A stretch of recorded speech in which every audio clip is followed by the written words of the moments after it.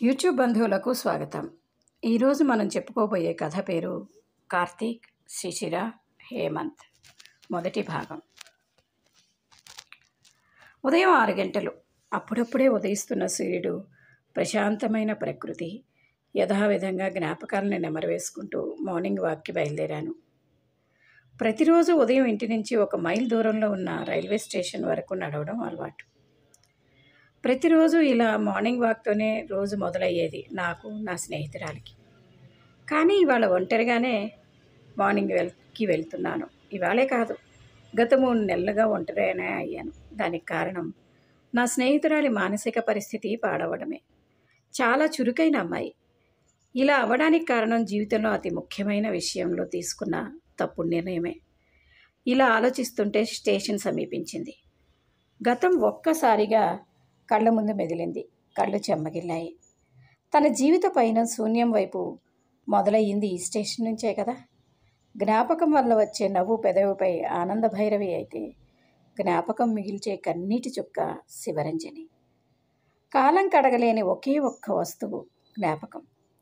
ఇంతకీ నా స్నేహితురాలి పేరు చెప్పలేదు కదా, శిశిర. చాలా అందంగా ఉంది కదూ. పేరే కాదు, పేరుకు తగ్గట్టు మనిషి కూడా అందంగా ఉంటుంది. ముత్యంగా మెరిసే చర్మం, కోకిల స్వరం, బంగారు వర్ణంలా ఉండే ఛాయ, పున్నమి నాటి చంద్రుడికి ఉండే శోభ. ఒక్క మాటలో చెప్పాలంటే క్షీర సముద్రంలో నుంచి ఉద్భవించిన లక్ష్మీదేవి ఆకారంలా అనిపిస్తుంది. శిశిర చాలా చురుకైన అమ్మాయి, నాగరికత తెలిసిన పిల్ల. కాలేజీలో అందరితో కలివిడిగా ఉంటుంది. చదువులో, ఆటలో ఎప్పుడూ ముందే అన్నట్టు చెప్పడం మర్చిపోయా. మంచి నృత్యకారిణి. పింఛం అదే పురివిప్పి ఆడే నెమలిలా అనిపిస్తుంది తన నాట్యం. ప్రతి అమ్మాయిలాగే పెళ్లి చేసుకొని అబ్బాయి ఇలా ఉండాలి అని ప్రణాళిక కూడా తయారు చేసుకుంది. అబ్బాయి మంచి ఎత్తు పొడుగు, చలాకీగా, కలివిడిగా, చూడ్డానికి హీరోలా ఉండాలనుకుంది. హేమంత్.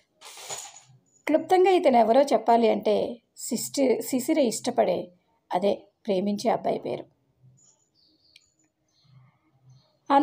అనుకోకుండా శిశిర జీవితంలోకి వచ్చిన హేమంత్ శిశిరకి ప్రాణంలా మారిపోయాడు. ఇంకా ఇతనే జీవితం అనుకునేలా చేశాడు. శిశిరని చాలా ప్రేమగా చూస్తాడు.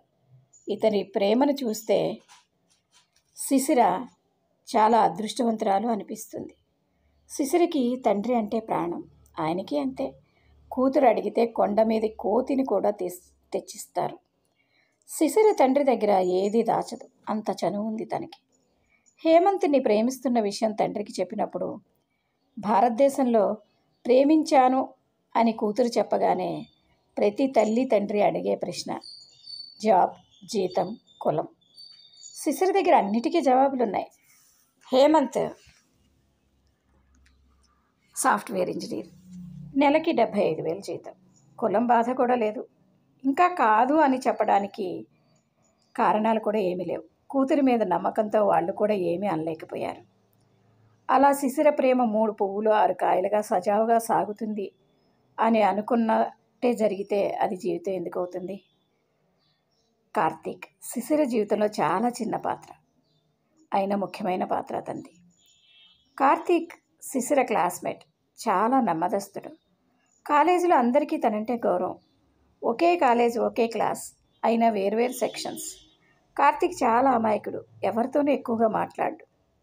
ఇంకొకరి గురించి తప్పుగా మాట్లాడు. ఇంకా అమ్మాయిలతో మాట్లాడడం అంటే నత్తనడకలాగానే.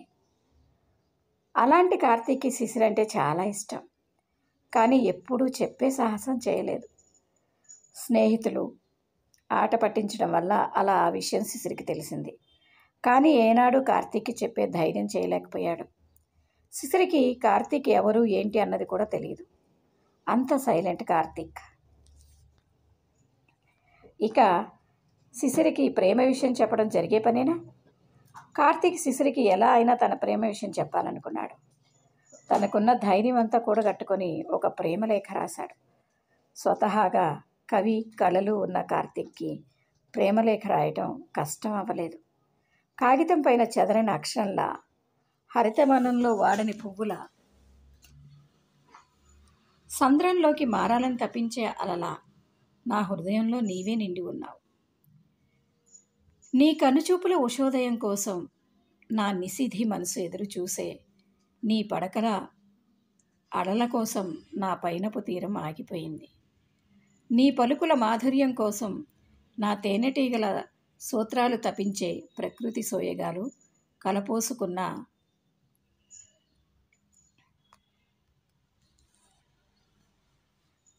నీ కోసం వేచి చూసి శిశిర. అరచేతిని అందిస్తావా, కడవరకు తోడుంటాను, మరుజన్మకి వరమిస్తావా, ఈ క్షణమే మరణిస్తాను. నిన్ను నా తండ్రిలా చూసుకోలేకపోవచ్చు, కానీ మా అమ్మలా చూసుకోగలను. ఇలా కవితున్న తన ప్రేమను అందమైన కావ్యంలా మంచిగా ఒక లేఖ తయారు చేసి దాన్ని ఒక కవర్లో పెట్టి కవర్పై ఇలా రాశాడు. ఈ లేఖ నచ్చితే నా కోసం సెప్టెంబర్ 1 ఉదయం 7 గంటలకు సికింద్రాబాద్ రైల్వే స్టేషన్కి రండి. మీకోసం 2వ నెంబర్ ప్లాట్ఫామ్పై మ్యాగజైన్ షాప్ దగ్గర ఎదురు చూస్తుంటాను. మీకు నచ్చకపోతే రాకండి. ఓటంతో మళ్ళీ మీ ముందు తిరగలేను. ఎప్పటికీ నా కోసం జీవించే తల్లిదండ్రుల దగ్గరికి వెళ్ళిపోవాలనుకుంటున్నాను. ప్రేమతో, ఫీల్ మై హార్ట్. లేఖను శిశిర పాఠ్యపుస్తకంలో పెట్టి వచ్చేశాడు. రాత్రి భోజనాలు అయ్యాక పుస్తకం తీసిన శిశిరకి లేఖ కనిపించి చదవడం పూర్తయ్యాక శిశిర మనసులో అలజడి మొదలైంది. శిశిర మెదడులో టన్నుల కొద్దీ ప్రశ్నలు మొదలయ్యాయి. సెప్టెంబర్ 1, 2012 మునుపెన్నడూ లేని కంగారు మొదలైంది తన మనసులో. కానీ లేఖలో ఉన్న కవిత్వం, ఆఖరణ రాసిన మాటలు చాలా నచ్చాయి. శిశిర మనసు వేగం అనుకుంది. తనివి చూడాలని ఉవ్విళ్ళూరింది. ఏదేమైనా సరే ప్రొద్దున్నే వెళ్దామనుకుంది. ఈ ఆత్రం వల్ల నిద్ర కూడా పట్టలేదు. పొద్దున్న 4 గంటలకు లేచి వాకింగ్కి వెళ్ళింది. అలాగే స్టేషన్కి వెళ్ళి ఆ లేఖలో చెప్పిన షాప్కి వెళ్ళి చూసింది. అక్కడ ఎవరూ లేకపోయేసరికి నిరాశగా వెనుతిరిగింది. ఇంటికి వచ్చి అలసటగా బెడ్పై వాలింది.